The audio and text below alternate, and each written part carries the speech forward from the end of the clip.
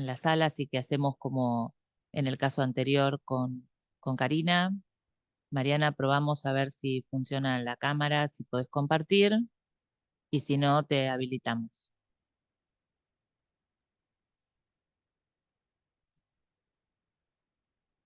¿Cómo va? Ahí Hola, probamos. dale. Si probás la No lo cámara, tengo, no lo tengo habilitado, no me deja ni abrir cámara ni compartir pantalla. dale, no te preocupes, que ahora lo hacemos. Ahí está. Ahí estamos, ahí está la Y cámara, para compartir, perfecto. perfecto, Ahí estoy. perfecto. Creo que se ve bien, ¿verdad? Se ve perfecto, Buenísimo. muy bien. Entonces ahora faltan 2 minutitos y Y ya retomamos. arrancamos, así respetamos los tiempos y empezamos con la grabación y con tu presentación. Perfecto. Ya me estoy cambiando el fondo, ¿de acuerdo? Dale.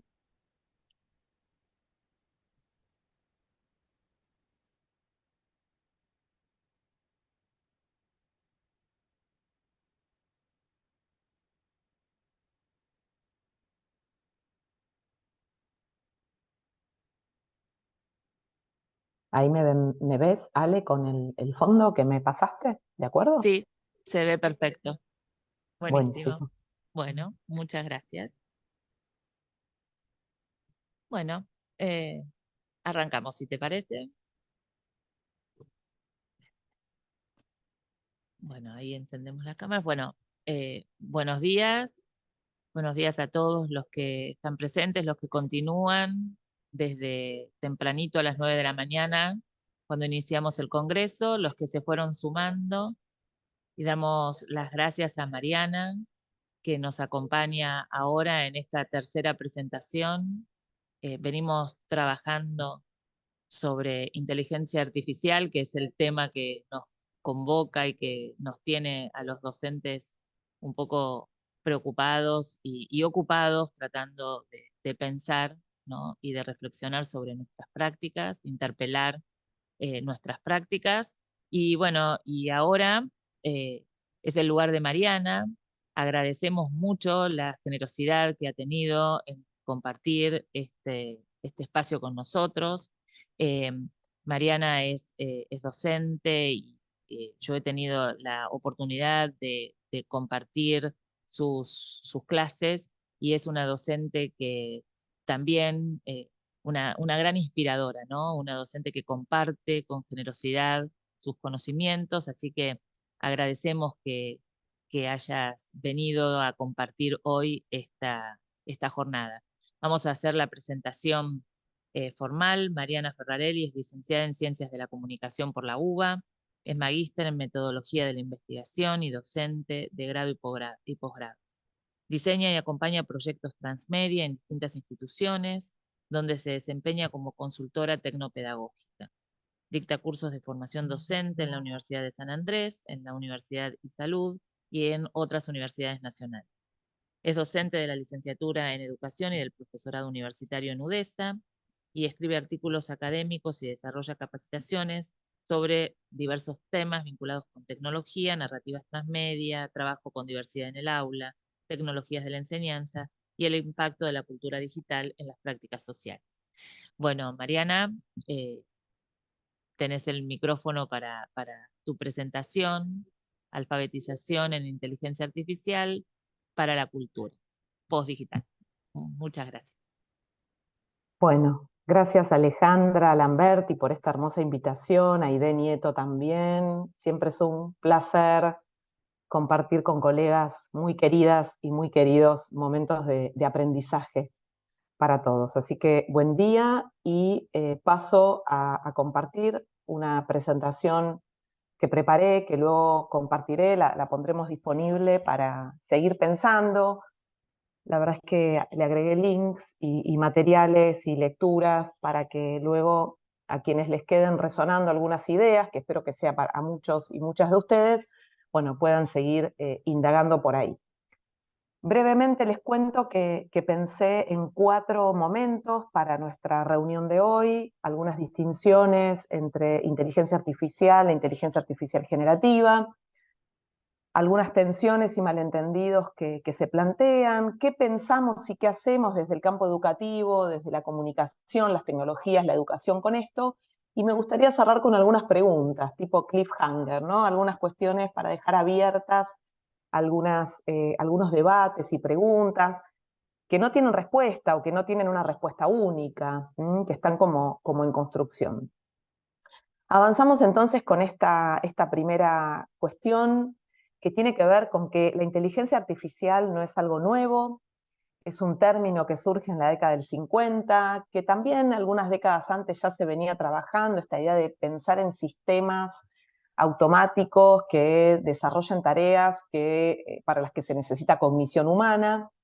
Tiene una larga historia la inteligencia artificial. Nosotros venimos interactuando con sistemas basados en IA desde hace tiempo, los filtros de spam en el correo electrónico, cuando solicitamos una traducción, por ejemplo, al Google Translate, por poner un ejemplo, desde hace mucho antes de ChatGPT, el reconocimiento de voz, los asistentes digitales, en fin.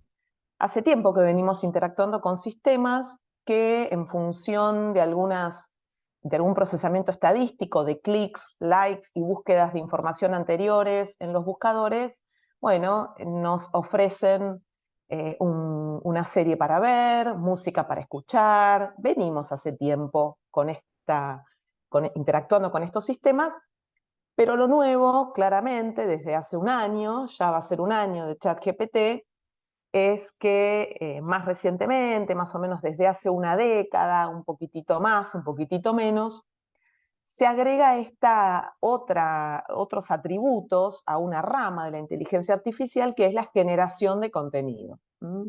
Generación de imágenes, de video, de texto, con todas las tensiones que supone para la academia, pero también para las industrias culturales, que tiene que ver con el plagio, la posibilidad de copiar y de reproducir información, qué pasa con las noticias falsas, qué ocurre cuando se crean automáticamente contenidos, etc. Así que hoy vamos a estar hablando especialmente de esta última etapa de la inteligencia artificial, que es la generativa. Si vamos, por ejemplo, a los grandes modelos de lenguaje como ChatGPT, que procesan lenguaje natural, es decir, el lenguaje humano, uno puede preguntarse, bueno, ¿cómo se genera el texto? ¿Conoce a los gatos? ¿Vio a un gato alguna vez y sabe que el gato se va a ir a sentar a la alfombrita? ¿Vieron la típica imagen estereotipada del gato que está sentado en la alfombrita? La verdad es que estos sistemas, sí, tal vez por esto de computer vision, algún gato habrán percibido, digamos, no sé si lo ven, pero que lo perciben, lo perciben. Pero el punto es que en realidad son sistemas que están, informalmente podríamos decir, alimentados con millones y millones de páginas web, contenido que circula por internet, y que entonces cuando uno le solicita que complete un texto, lo hace calculando estadísticamente cuál es la palabra más probable después de cat, del gato, y van a ver ahí que hay numeritos al lado de las palabras que representan el peso que tienen, la posibilidad, la probabilidad de ocurrir en una oración. Entonces, de cat, sat, van a ver que pesa más que come o se queda. Después de sat, en general ponemos on, porque se sienta sobre una alfombrita que ahí tiene un peso de 0,7. ¿no? Independientemente de las cuestiones matemáticas, lo que podemos observar es que se trata de sistemas que así construyen una oración tan sencilla como esta, o un párrafo, un ensayo, van construyendo como textos cada vez más complejos, coherentes, muy buenos en algunos casos. Podemos pedirle a ChatGPT que nos escriba un guión como si fuéramos youtubers presentando determinado contenido, y la verdad es que lo va a hacer muy bien, porque en su sistema tiene como base de datos y como lugar a donde ir a buscar la información, no tiene un youtuber que le gusta, sino tiene, bueno, toda esta esta cuestión de estos textos de los cuales se extrae la información. Esto nos lleva a la pregunta si lo que genera es nuevo, ¿no? ¿Es nuevo lo que genera? Si en 3 computadoras diferentes hacemos el mismo pedido, el mismo prompt, le damos el mismo mandato o pedido a estas herramientas, vamos a obtener respuestas distintas, que no necesariamente son nuevas en el sentido de la novedad, sino, como diría Rose Lakin, una investigadora inglesa, fresco. Ella habla de contenido fresco. Reprocesan eso que tienen, esos millones y millones y millones que en décimas de segundos pueden sacar estadísticamente cuál es la palabra más probable que va a venir luego. Hay varias palabras probables, por eso hay diversidad en las producciones, pero la realidad es que son sistemas que se alimentan de textos que ya fueron escritos, de manera que no necesariamente es nuevo, al menos en ese sentido, sí fresco. Se procesan redes sociales, contenido en redes sociales, sitios web, libros, PDFs, documentos, revistas, diarios, etcétera, ¿no? Textos, transcripciones de videos, transcripciones de audios, de entrevistas, en fin. Y con eso, procesando millones y millones de componentes estadísticamente en décimas de segundos y con un poder de cómputo muy potente, bueno, al ojo humano casi que no lo podemos ver esas operaciones, pero esas operaciones existen. Por eso hablamos de tecnologías generativas. A mí me gusta pensar en que son varias tecnologías, que son varias las herramientas, varias las técnicas que utiliza la inteligencia artificial para generar y para regenerar también, ¿no? Quizás deberíamos pensar si no se llaman tecnologías regenerativas, desde una perspectiva más crítica, Ben Williamson habla de tecnologías degenerativas, ¿no? Un poco jugando estas cuestiones y atendiendo a esto sobre lo que me gustaría hablar ahora, que son las tensiones y algunos malentendidos. Cuando uno las opera a estas herramientas, creo que a un año varios y varias de nosotros ya esto lo hemos atravesado, cuando uno experimenta y explora con estas tecnologías, vamos comprendiendo cómo funcionan, vamos leyendo algún artículo, o nos topamos con este GIF animado que generosamente me compartió un colega querido de la UNER, que se llama Diego Eving, que trajo alguna de las charlas, él programa redes neuronales, él es bioingeniero, trabaja con inteligencia artificial y bueno, trajo alguna de las charlas que compartimos, este GIF que les mostraba recién. Entonces, cuando vamos comprendiendo cómo funcionan, estamos en mejores condiciones para tomar decisiones sobre cuándo y cómo usar estas herramientas y comprender, por ejemplo, que no se trata de un buscador. Que yo, por poner el ejemplo, a ChatGPT no puedo ir a buscar información sobre un contenido que no conozco. Porque justamente al reelaborar una respuesta a partir de materiales contenidos en un montón de sitios web, no tenemos tampoco certeza de que esa respuesta que se está generando, ese contenido, sea correcto, confiable al 100%. Cuando uno busca información en la web, cuando nos acercamos a Wikipedia, por ejemplo, o algún buscador, es porque no conocemos. Y en función del listado de links posibles con la información que estoy buscando, decidimos a qué fuente consultamos, ¿no? En función de si se trata de una fuente más académica, menos académica, etc. Entonces, ese filtro de fuentes, esa comparación de contenidos provenientes de diferentes sitios, no se da en este caso. Tampoco se da incluso en otras herramientas como Bing, Perplexity, You.com, que tienen interfaz de buscador, que funcionan como buscadores porque de alguna manera en las respuestas aportan las fuentes, pero tampoco tenemos certeza de que, aunque las fuentes estén, lo que la herramienta genera es un contenido confiable. En cualquier caso, con la inteligencia artificial generativa tenemos que nosotros conocer de antemano el contenido, el tema sobre el cual estamos generando contenido para poder validar eso que se genera, adaptarlo, editarlo, volver a pedir, volver a hacer una solicitud y un prompt, reeditar el prompt para que ese contenido se ajuste a lo que estamos necesitando. Entonces, diríamos que casi es una herramienta que se ubica en las antípodas del buscador. No porque el buscador necesariamente nos dé la información, porque también tenemos que hacer operaciones de ver las fuentes, chequear las fuentes, validar, consolidar esa información, compararla, contrastarla. Pero son operaciones distintas en donde en uno sí vale acercarnos cuando por ahí no conocemos tan en profundidad un tema, pero en el otro, al contrario, se requiere como mucha profundidad en el conocimiento. No voy a ir punto por punto con estos malentendidos, porque están en un documento que linkeé al final de esta presentación, que después compartiremos. Bueno, una vista a cómo funcionan nos alerta sobre esta cuestión de que no es inteligente. Kate Crawford, en su gran libro El Atlas de la Inteligencia Artificial, lo señala, son sistemas que no son ni inteligentes ni artificiales, por muchos motivos. Entonces, bueno, una primera mirada a insisto, con este GIF que muestra visualmente cómo funcionan estos sistemas, bueno, nos da la pauta de que no hay una inteligencia, al menos en un sentido. Si pudiéramos dar una definición acabada de inteligencia, al menos en sentido humano, esto no ocurre. No es confiable tampoco, por el mismo motivo que señalábamos recién.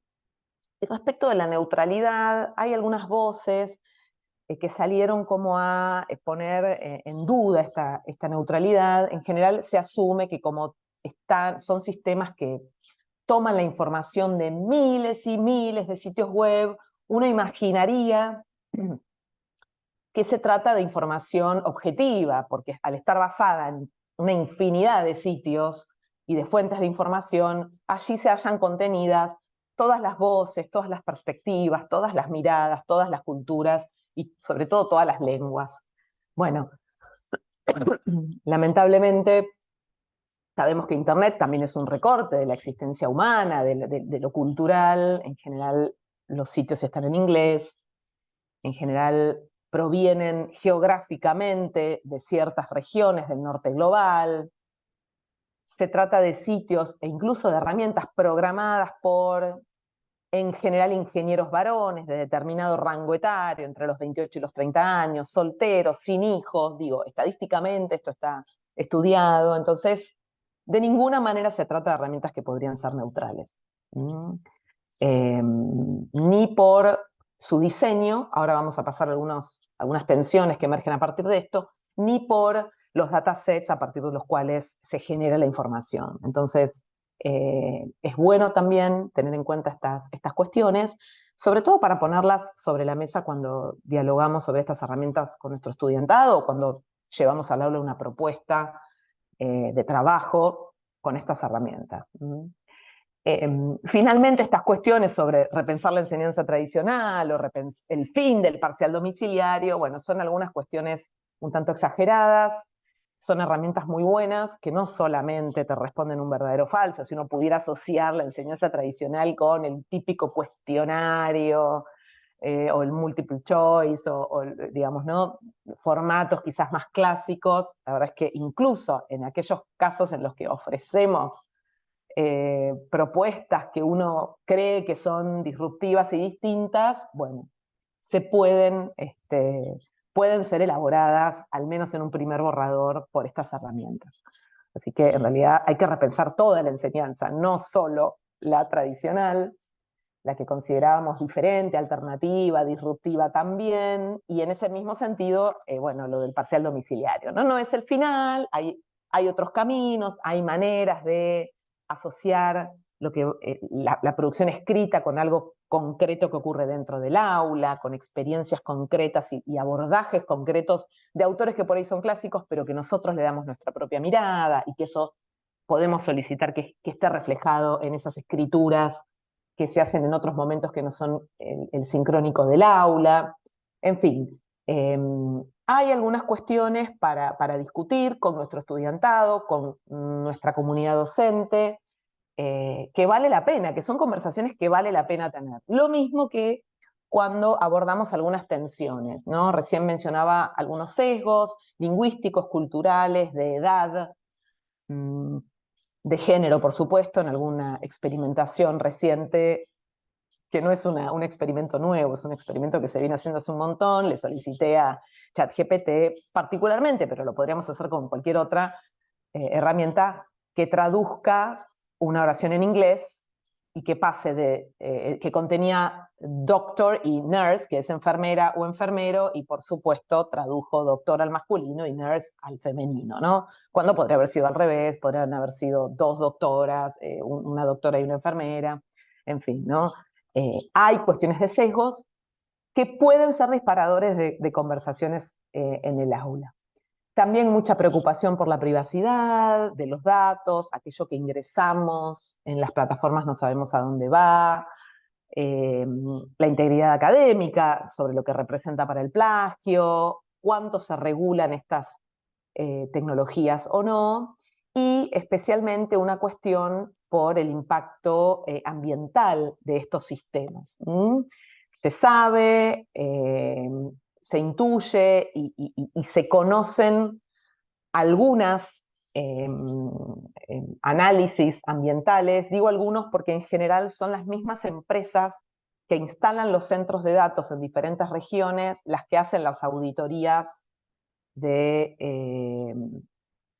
que hacen las auditorías ambientales. Es decir, ellos consumen agua y generan huella de carbono y se auditan su propia huella de carbono y su propio uso del agua, de manera que tenemos poco evidencia para saber si efectivamente esas son las cantidades. Pero en principio hay preocupación por el consumo de electricidad para sostener estos centros de datos y el uso de agua que se hace de las regiones para refrigerar tanto este procesador en los centros de datos, ¿no? Entonces, bueno, hay cuestiones que disparan preguntas respecto a cuál es el costo ambiental de una búsqueda en ChatGPT, etc.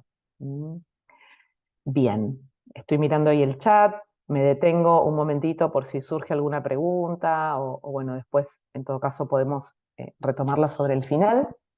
Sí, no te preocupes que al final nosotros recogemos las preguntas y te las compartimos. Perfecto, gracias, Ale.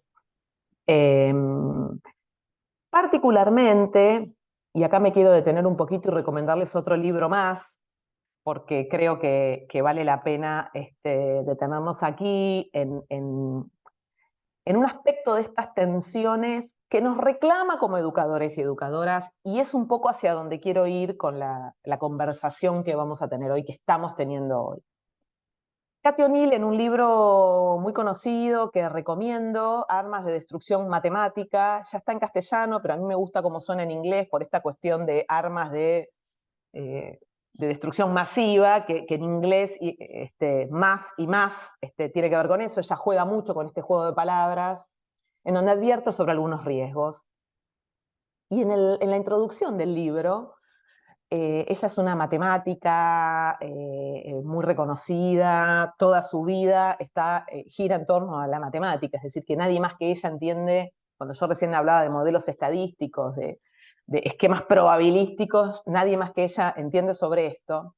Y justamente en la introducción de este libro, da un ejemplo de un algoritmo, ¿no? Le preguntan, bueno, ¿qué es un algoritmo? Tiene que explicar qué es un algoritmo, esto de una secuencia de pasos para resolver un problema, lo pone en un lenguaje muy llano, esa es el plus que tiene este libro y por eso lo recomiendo, lo mismo que el de Kate Crawford, cuando habla de inteligencia, el Atlas de la inteligencia artificial. Pero aquí hay un fragmento de la introducción en donde ella se dedica a definir un algoritmo y dice, bueno, voy a dar un ejemplo cotidiano de pasos para resolver un problema. Y dice, todas las noches cuando llega la hora de la cena, intuitivamente yo diseño el algoritmo de la cena.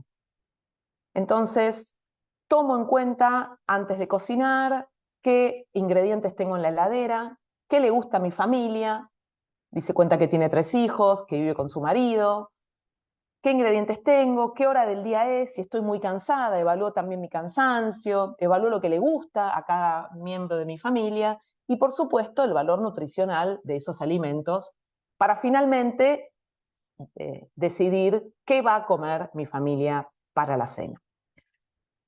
Ella señala que estas decisiones finalmente dan como resultado el plato que va a llegar a la mesa de su familia. Y lo pone como ejemplo de lo importante que es mirar quién diseña ese algoritmo. Porque dice, si fuera mi hija la que tiene que diseñar la cena, tiene que diseñar estos pasos para llegar al plato que va a ir a la mesa de mi familia, seguramente comeríamos todos los días hamburguesas con papas fritas con helado de postre. O al revés, arrancaríamos con el helado y si nos queda lugar en la panza, comeríamos un poquito de papas fritas y ni pasamos por la milanesa o por la hamburguesa.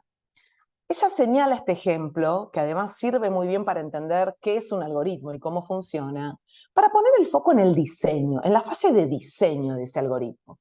Por eso recién en la diapositiva anterior hablaba de sesgos, de quiénes diseñan, de dónde se diseñan, en qué lenguaje se diseñan, desde qué perspectiva se diseña.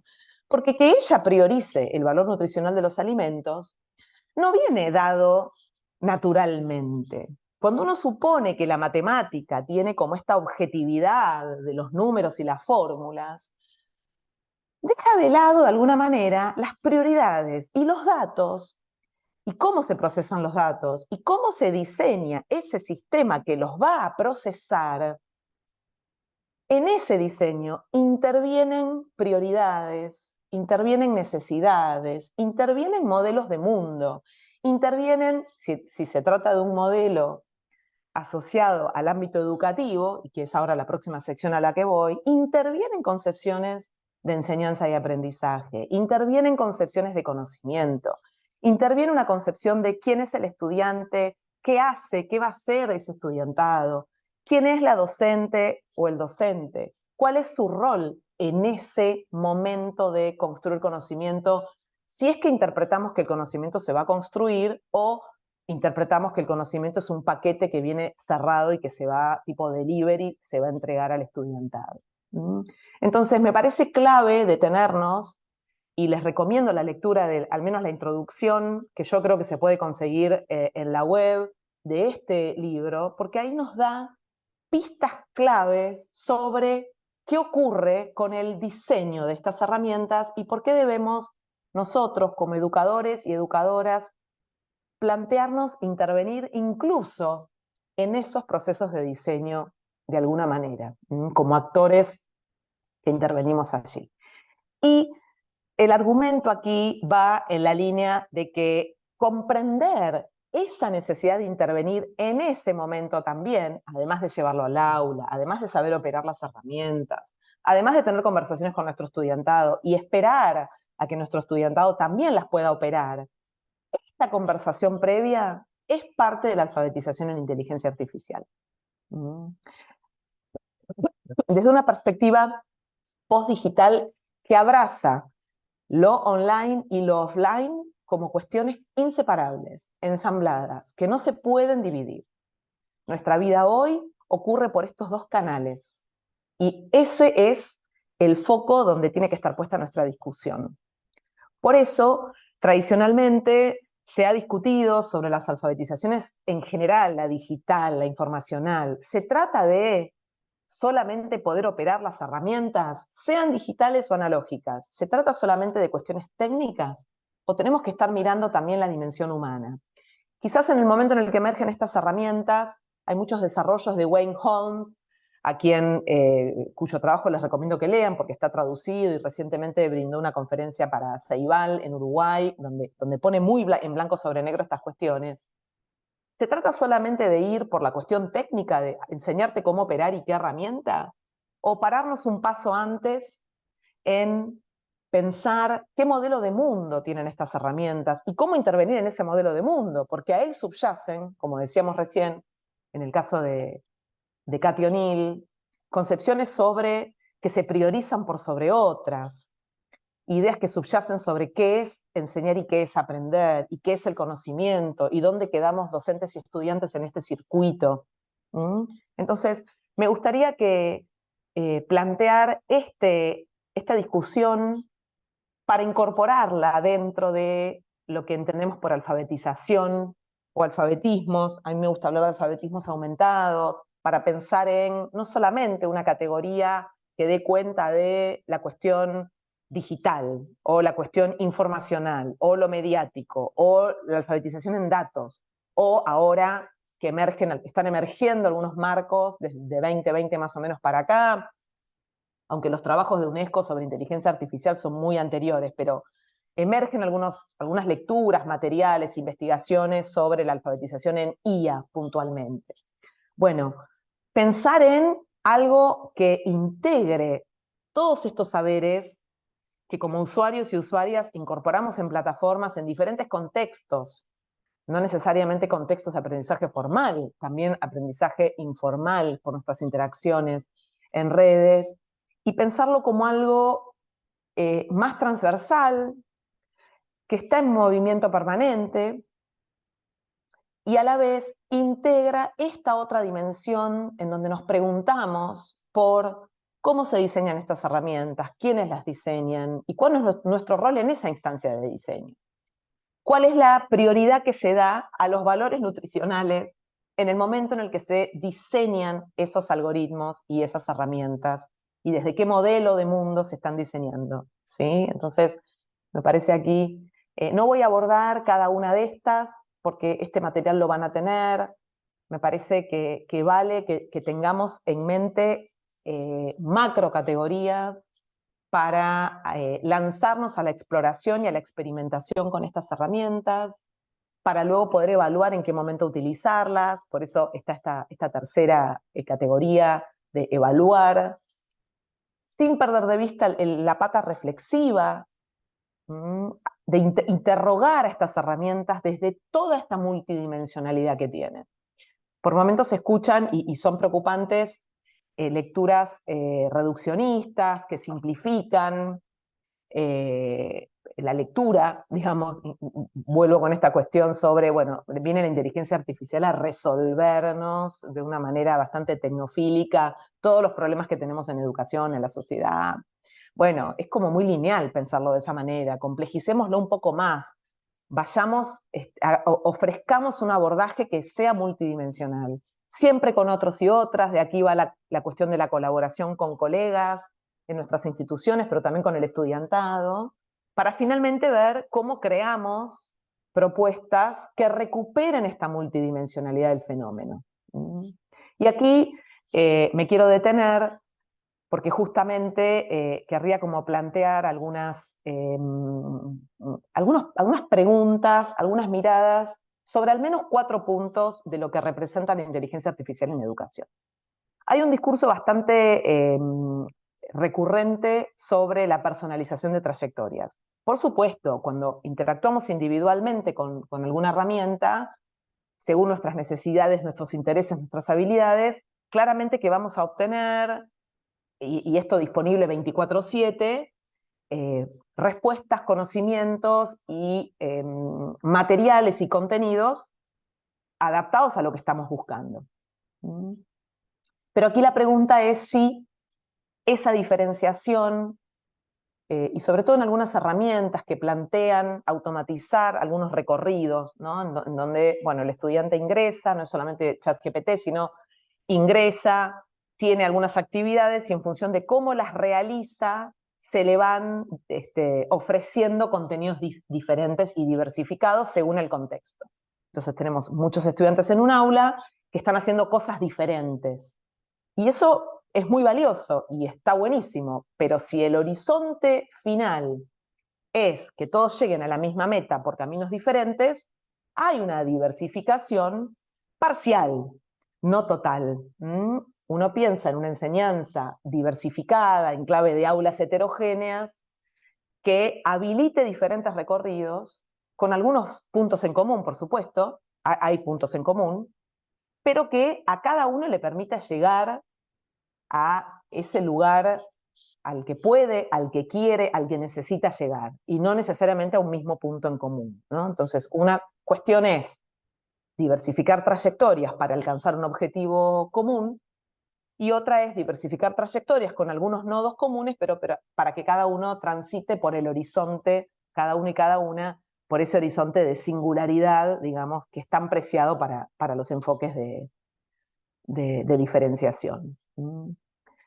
Esto, por supuesto, también tiene que ver con qué concepción de educación estamos planteando en relación a si lo que buscamos es que las herramientas finalmente potencien al máximo los conocimientos, habilidades, intereses, carisma de cada uno y de cada una, en alianza también de manera colaborativa de los grupos, o si simplemente se trata de aprobar exámenes y medir cuantitativamente esos aprendizajes. La educación, qué horizonte de educación queremos crear para nuestras comunidades, digamos, para nuestras regiones incluso. Una educación que acompaña y que estimula ese potencial en cada uno y en cada una, y en las comunidades, o un modelo que procesa y reprocesa valores cuantitativos exclusivamente y que en realidad lo que está midiendo es cuán bien se respondió tal pregunta o tal otra, ¿no? Entonces, de aquí la cuestión del diseño, como comentaba recién, que lo marqué fuertemente al principio, intervenir en el diseño y no ex post, no al cierre de un proceso cuando la herramienta ya está armada y entonces ahí aparecemos educadores y educadoras diciendo, mirá, no, por poner un ejemplo, Google Classroom no me deja calificar de otra manera que no sea cuantitativamente. Déjame que elegir alguna otra variable, porque si no elijo hasta de 0 a 100 me pone que no está calificado, y en realidad yo puedo calificar de otras maneras el trabajo de mi estudiantado, pero no me lo hagas decírtelo ahora que ya está decidido, ya se decidió, se cerró el proceso de diseño y ahora estoy usando la herramienta. Conversémoslo antes, ¿no? Entonces empezar a pensar en ese tipo de intervenciones que a la vez tomamos como parte de las habilidades, las sensibilidades y estrategias que desarrollamos como educadores, educadoras, como miembros, como ciudadanos y ciudadanas, ¿no? Por supuesto, también en donde construimos nuestra visión de la educación. Continúo entonces con la última parte, con algunas preguntas que me gustaría dejar planteadas para el debate, y los invito y las invito a dejar preguntas y consultas en el chat. Si yo tuviera que ubicarme en un ámbito de trabajo, en una convergencia de disciplinas, sería esta, la de la comunicación, educación y tecnologías.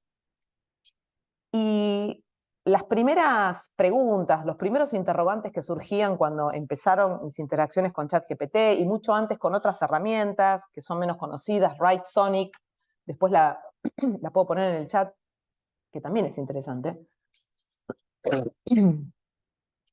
Una de las primeras preguntas era, bueno, nosotros dentro del aula buscamos comunicarnos con nuestro estudiantado en un sentido humano, ¿no? No en el mero emisor y transmisor, esta cuestión más transmisiva, expositiva. Buscamos poner en común. Si uno interpreta que la educación es poner en común, es dejarnos interpelar por la subjetividad del otro y de la otra, es transmitir una cierta intencionalidad en lo que decimos. Esto que estoy compartiendo ahora, estas ideas, yo las pensé, las elaboré, me imaginé un momento en el que las íbamos a decir y qué otras preguntas iban a ocurrir. Son cuestiones que no encontramos en estas herramientas, en donde por ahí son herramientas que hablan, podríamos decir, pero no dicen. ¿Qué dice ChatGPT? Habla mucho, sí, pero ¿qué dice? ¿No?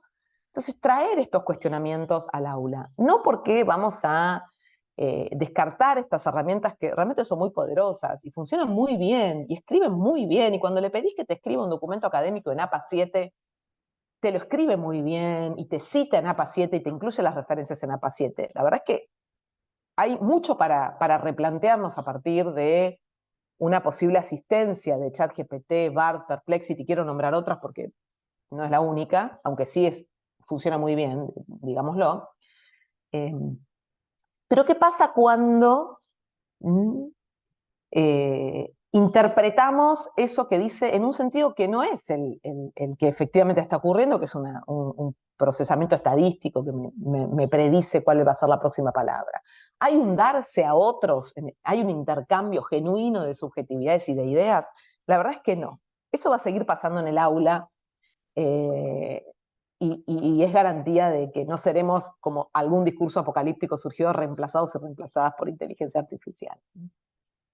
Respecto a la educación, hablaba en algún momento sobre concepciones de educación que subyacen estas herramientas, sobre todo aquellas, ya les decía, que tienen como armados diferentes caminitos para ir en función de cuán bien o cuán mal contestás y de lo que se supone que el sistema detecta que necesitas.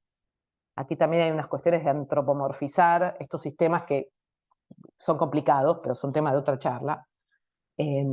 Ahora, cuando interpretamos, cuando sentimos y efectivamente estamos convencidos y convencidas de que educar significa co-construir conocimiento con otros y con otras, cuando yo llego al aula, saber que lo que va a ocurrir ahí es resultado de un diálogo, de una conversación entre historias, conocimientos previos, biografías, intereses, preocupaciones, incertidumbres, y que no es algo que yo traigo cual paquete cerrado, que entrego también cerrado a mi estudiantado y que cerrado así se consume linealmente.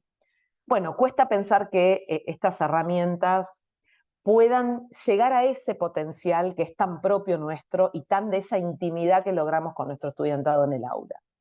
Entonces, aquí es donde reconocemos ese potencial, experimentamos con él, exploramos las herramientas, pero sabemos que hay tensiones y malentendidos que atender y cuestiones nucleares que no son negociables y que son propias de eso que construimos cotidianamente y que no existía antes de nuestro ingreso al aula y no va a existir después, porque aunque demos la misma clase el año que viene, la semana siguiente, etcétera, no va a ser una clase igual a la otra. Y finalmente, retomo aquí la cuestión de qué concepciones de tecnología estamos manejando, con cuidado, con preocupación por algunas cuestiones, porque nuevamente pareciera que hay discursos asociados a que la tecnología va a venir a solucionar los problemas, porque es más eficiente, porque hace todo más rápido. Sí, efectivamente, cuando ChatGPT está generando texto no nos alcanza el ojo humano para leerlo de la velocidad a la que lo hace.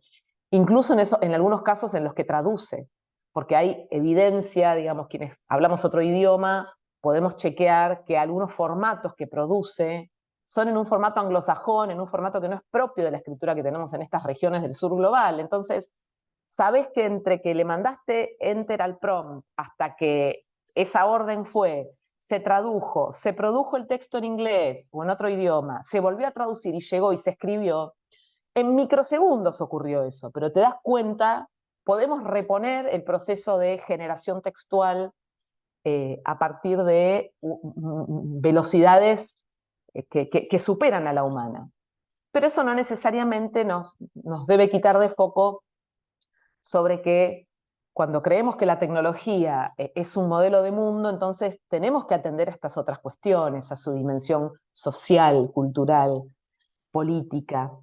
Hay cuestiones insoslayables que tenemos que tener en cuenta cuando interactuamos con estas herramientas, que surgen en determinado contexto histórico, que no son lineales y simplistas, que cualquier reduccionismo, digamos, de algún modo favorece un discurso eficientista que debemos complejizar y problematizar dentro del aula.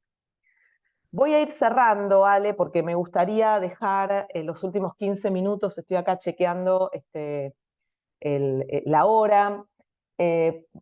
Cierro con esta referencia a los datos. Algo dije al principio, que nos hablen de datos y de procesamiento matemático no necesariamente significa que esos datos no fueron extraídos de determinada manera, y entonces ahí ya tenemos una primera interpretación, una primera priorización, diría Cathy O'Neill, de valores nutricionales versus otras priorizaciones, que cuando se procesan esos datos también hay ahí también hay un sesgo y una manera de procesar y por lo tanto hay creación de sentido.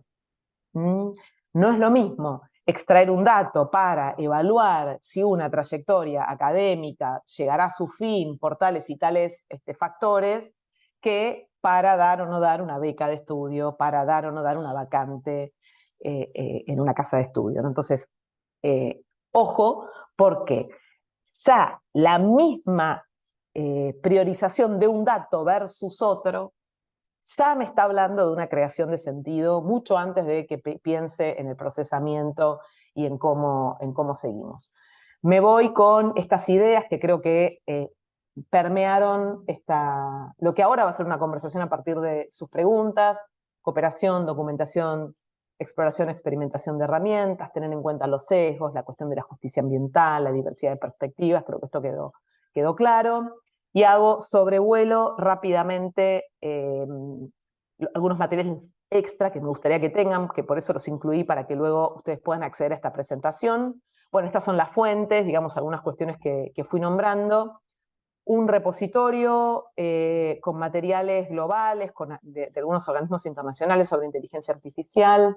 Este material que les comentaba, en donde hablo de tecnologías generativas, está todo hiperlinkeado. Si ustedes cliquean acá, está todo hipervinculado, van a poder acceder a cada uno de ellos, incluso el tablero anterior también, si cliquean, ahí se les va a ir abriendo este documento, por ejemplo, de las preguntas educativas, un proyecto que dirige Melina Furman en la Universidad de San Andrés.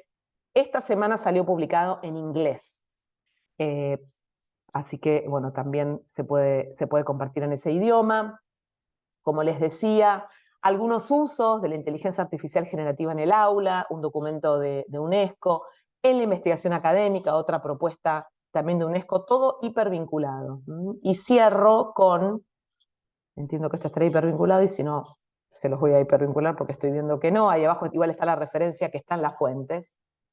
Y algunas conclusiones que también van a poder acceder sobre un simposio que organizó UNESCO y la representación de la política exterior feminista de aquí de Cancillería en nuestro país, con algunas perspectivas éticas de género, etcétera, que vale la pena. Ahí les dejé un documentito hipervinculado con algunas conclusiones muy interesantes que, insisto, como educadores y educadoras debemos atender. Dejo mi información de contacto. Como decía Ale, hemos compartido clases, redes, conversaciones por redes, donde estamos todos y todas, y bueno, que vale la pena para seguir expandiendo esta conversación que iniciamos hoy. Muchas gracias. No, muchas gracias a vos, Mariana. La verdad es que fue una exposición muy significativa. Has abierto muchos hilos para seguir tejiendo y esto es lo que se recoge de los comentarios del chat, ¿no? Hay un par de comentarios que fui leyendo. Ahora te voy a hacer las preguntas, pero un par de comentarios generales que me parece que es interesante rescatar. El primero, que hacía referencia a que en todas las presentaciones se fueron tomando los mismos temas o temas parecidos, pero desde perspectivas muy diferentes. Y entonces eso ha permitido que la mañana hasta el momento transcurra desde un lugar muy interesante en cuanto a la perspectiva desde la que abordamos este emergente que nos convoca a los docentes y que nos tiene ahí a la espera y pensando sobre nuestras prácticas desde hace un tiempo. Ese es el primer comentario que surge y el segundo está vinculado con que también en todas las presentaciones y en la tuya se nota y lo hemos vivido, es una mirada docente, ¿no? O sea, todas las personas que hoy han participado están en el aula y saben los desafíos que tenemos los docentes, ¿no? Entonces, nos parece que eso es sumamente enriquecedor y este gesto tuyo final de compartir la presentación, yo la tengo, vos me la diste, así que esto lo adelanto para todos los que están presentes, que se queden tranquilos que las vamos a compartir. compartís todo el material, compartís las lecturas, abrís el camino para que sigamos investigando y sigamos pensando. Entonces, bueno, muchas gracias por toda tu presentación y por todas estas reflexiones que nos has compartido. Bueno, y ahora te transmito algunas de las preguntas que nos han hecho. En primer lugar, eh, bueno, hay un comentario, dice, pensaba al escucharte, Mariana, la potencia de codiseñar con nuestros estudiantes esos saberes que tenemos que trabajar y cómo la inteligencia artificial nos ayuda y nos desafía en nuestras prácticas. Dice, imagino experiencias educativas como co-construir saberes entre el asistente, el chat, los estudiantes y yo como docente para expandir. Imagino eso un gran desafío. Bueno, es una reflexión, pero a partir de esa reflexión a mí me parece, y me parece que puede ser interesante, eh, esto que vos decías y que yo te escuché en otras ocasiones, ¿cómo hacemos? Primero los docentes, vos dijiste en un momento, lo dijo Karina también, los docentes nos tenemos que meter en el chat. No podemos dejarlo afuera porque está. Entonces, eso mismo que decíamos hace varios años de las tecnologías y los que trabajamos en educación a distancia, lo decíamos con mucha fuerza, las tecnologías están, no podemos discutir con eso. Eh, pero de qué manera podemos nosotros perfeccionarnos o estudiar o trabajar para poder mejorar las prácticas y poder pensar en estrategias que sean significativas para los procesos de aprendizaje, ¿no? Chat GPT o inteligencia artificial generativa que esté ahí en el medio eh, y que nos ayude o no. Súper interesante la pregunta. Yo hoy particularmente no traje ejemplos, pero hay colegas que también generosamente comparten sus experiencias de aula con algunas de estas herramientas. Entonces hay experiencias de distinto tipo.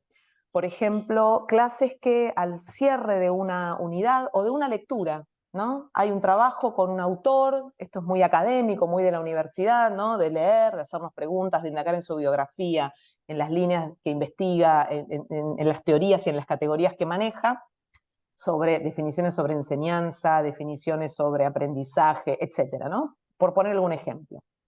Que al final de un recorrido o estudio de tendencias culturales, digo, para no traer solo ejemplos de educación, ¿no? Colegas de comunicación, que trabajamos en comunicación, se trabaja mucho las tendencias culturales, las tendencias en los consumos digitales, etc.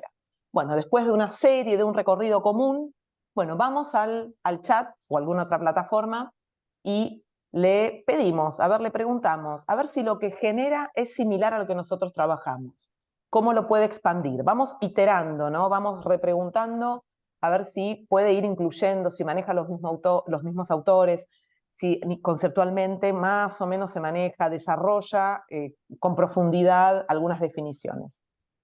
Ese podría ser un abordaje posible. ¿Cómo expandir, cómo mejorar? Bueno, cuando más o menos llegamos al final de esa iteración, pedimos varias veces, ¿qué ocurre con ese contenido? ¿Cómo lo adaptamos? ¿Cómo lo trabajamos? Ahí entonces tenemos estrategias de pedir, es decir, previo a la interacción con la herramienta, iteración y luego estrategias de editar aquello. Ya nos dejamos la herramienta de lado y editamos aquello que se generó. Quizás esos serían abordajes posibles respecto a, bueno, ¿qué vamos a hacer antes y qué vamos a hacer después? Una posible manera. Y después hay cuestiones sobre, bueno, vamos a diseñar preguntas para una entrevista. Pongo un caso de esta semana. Bueno, tenemos que hacer una entrevista en profundidad sobre determinado tema. Ya hicimos una encuesta, ya venimos trabajando con algunas cuestiones. ¿Qué preguntas? Una lluvia de ideas en el pizarrón, analógico, bien analógico. Bueno, cuando más o menos tenemos un guión acordado, después de varias iteraciones, pero no con ChatGPT, iteraciones nuestras, ¿no? Un proceso en donde vamos como afinando, ordenando, borrando y anotando otra vez. Bueno, y si ahora le preguntamos a ChatGPT a ver qué preguntaría en función de estos objetivos de investigación, de estas preguntas, de todo esto que ya diseñamos, de todo este recorrido, de estos temas, a ver qué nos dice, a ver si hacemos converger A ver si hay algo que nos trae que no se nos había ocurrido. ¿Mm? Hay ahí algunos posibles abordajes, cuando no, para el diseño también de materiales didácticos digitales, ¿no? Quiero trabajar este contenido, quiero trabajar de esta manera, bueno, a ver qué herramientas, ya el docente en soledad, ¿no? En el aula co-construyendo, que era un poco el enfoque de la pregunta. Bueno, y ahora, Eh, ¿qué material me conviene? ¿Cómo lo puedo diseñar? ¿Cómo acelero ese proceso de diseño? Porque finalmente se trata de herramientas que son aceleradores de procesos, que por ahí rompen la hoja en blanco o rompen la pantalla en blanco y ahora me traen algo, un primer borrador que después yo edito, pero fíjate que el abordaje sigue siendo el mismo, es antes cómo pido y luego qué hago con eso. ¿Lo copio y lo pego tal cual? Jamás. Más allá de que ya lo iteré varias veces. ¿Y ahora qué hago? Lo edito, ¿cómo lo adapto? ¿Cómo me lo apropio? ¿Qué apropiación hago, no? sí, y ahí me parece interesante y me parece que hay un cruce en algo que decía también Karina hace un rato y que vos también solés decir en tus charlas, el tema de la pregunta, ¿no? Eh, Cómo formar a nuestros estudiantes en la pregunta, qué preguntas nos hacemos, ¿no? Yo me acuerdo que en una charla que vos diste, dabas pautas y tips muy puntuales sobre las preguntas y cómo reformular y cómo seguir repreguntándole al chat. Y esa es toda una tarea. Digo, para poder preguntar hay que saber. Uno no puede preguntar sobre algo que ignora. Entonces, me parece que ese trabajo también es interesante. Sí, Ale, y lo que estás planteando casi que tiene que ver con, o no casi, tiene que ver con un abordaje incluso epistemológico de la Ujú. herramienta. ¿Desde dónde la operamos? ¿Desde qué conocimientos y hacia qué construcciones estamos operándola? Esto de tenemos que saber es clave, porque si no, y acá vos recién decías, bueno, ¿cómo pedir? ¿Qué hacer con eso que nos da? Porque si no vamos a estar cometiendo la ingenuidad de suponer que nos va a dar una respuesta acorde solo con copiar y pegar una consigna de trabajo, porque ya va a entender todo. Y la verdad es que no. Sí. Cuando uno explora las herramientas y vamos experimentando de manera, no digo sistemática, que nos lleve mucho tiempo, pero de manera al menos consistente, nos damos cuenta que vale, que en la repregunta y en la iteración es donde vamos generando el mejor resultado, pero no necesariamente porque estoy interpretando, o quiero decir resultado por eso que se genera. Resultado de Claro, aprendizaje para nuestro estudiantado, porque es entonces, el si proceso. tenemos, si tenemos la posibilidad de hacerlo en vivo, porque tenemos pantalla, tenemos conectividad en el aula, y si no, lo haremos, esto yo ya di otros ejemplos de hacerlo de manera desconectada, eh, si tenemos la posibilidad de hacerlo en vivo, vamos evaluando en vivo, in situ, eso, y lo vamos regenerando. Y lo podemos hacer desde diferentes máquinas, si es que tenemos esa posibilidad. Entonces, ahí es donde, en esa fluidez, el resultado no es solamente lo que me genera el chat, el resultado es lo que vamos construyendo entre todos y lo que se va aprendiendo como resultado de ese ejercicio, digamos, ¿no? Yo te quería comentar, Mariana, a mí me interesa muchísimo, muchísimo tu punto de vista y me siento muy identificada porque cuando nosotros empezamos a utilizar la tecnología en el programa, nuestro programa empezó con impresiones sobre papel en el año 97, pero cuando empezamos en el 2005 a aplicar la tecnología, nosotros insistíamos ya en una mirada epistemológica de las TIC en dejar de lado las miradas ingenuas, en creernos que es una magia y que solucionaba todos los problemas, ¿no? Y realmente lo que vos expusiste hoy es justamente gran parte de lo que nosotros defendemos y sostenemos con respecto a la tecnología y cómo hay que manejarse con ella, ¿no? Así que, bueno, felicitaciones, me gustó mucho tu exposición, mucho. Muchas gracias. Un placer. Bueno, y tenemos una última pregunta y después ya te liberamos y ya vemos que está Verónica en la sala y vamos hacia la continuidad de nuestra última presentación. Y hay otra pregunta que hace referencia a algo que también se mencionó y atravesó varias de las exposiciones del día. Dice, a veces los docentes nos asustamos cuando nos hablan de diversificar al tener numerosos estudiantes. ¿Alguna clave para simplificar esa noción? Sí, re.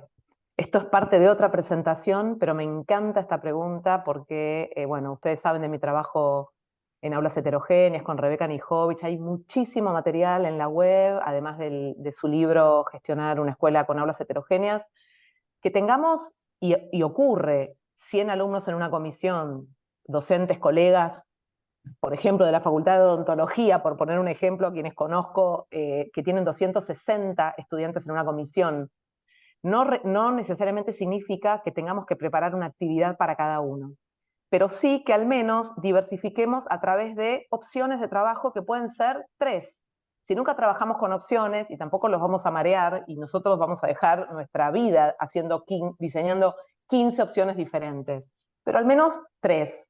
¿Vamos a trabajar determinado contenido? Bueno, balanceemos 3 opciones en donde un producto final puede ser un ensayo de determinada cantidad de palabras, que equivalga a otra opción que pueden ser un podcast, un poquito con alguna edición, si es que tenemos posibilidad de hacerlo, o una nota de voz argumentada con cierta estructura y cierta duración que equivalga a esa escritura de 1500 palabras, o un video o una infografía, una imagen interactiva con determinados botones y determinadas orientaciones claras para que cada una de las opciones tenga su equilibrio en la carga de trabajo, ¿no? Pues no es lo mismo pedir un audio de 1 minuto que un ensayo de 3.000 palabras. Entonces, si lo equilibramos, ir por las opciones de producto final, por ejemplo, es una alternativa, y cierro que por ahí quizás no tiene que ser eso, porque si es una clase de escritura y la escritura ensayística no se negocia, entonces entrar al tema, que el punto de entrada, no el de salida, sea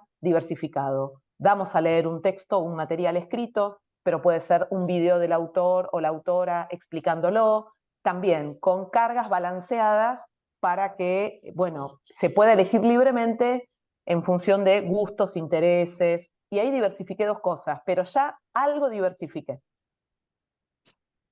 Bueno, Mariana, muy clara en tu exposición, muy clara en tus respuestas y siempre con esa mirada docente que es la que todos buscamos y la que siempre nos gusta para poder pensar en nuestras prácticas y poder mejorarlas todos los días. Así que te agradecemos enormemente esta participación, tu generosidad en tu exposición, la generosidad en compartir tu material, en compartir tus experiencias. Así que bueno, desde la Universidad del Salvador agradecemos tu participación.